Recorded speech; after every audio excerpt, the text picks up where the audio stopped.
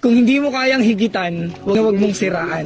Sa totoong buhay nangyayari kasi to kahit sa pamilya o kaibigan, na kapag yung mga gusto nilang bagay ay natupad na sa ibang tao, sisiraan nila. Alisin ang inggit, maging masaya ka sa tagumpay ng iba. Wag mong ugaliing manira ng buhay ng ibang tao kahit wala namang ginagawang masama sa'yo. Wag nating ugaliing manira ng buhay ng ibang tao para lang maging tama tayo sa paningin ng iba.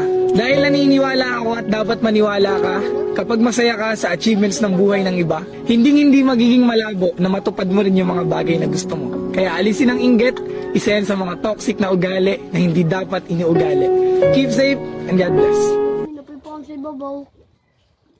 Wow. Ayun na, put-put. Lain na na. Guys, put-put. Di mo na put-put. Ang reels ba guys, aray. Di mo na put-put. Purot-put. Ako na, put-put pa. Nandiyan na siguro masul kay di pa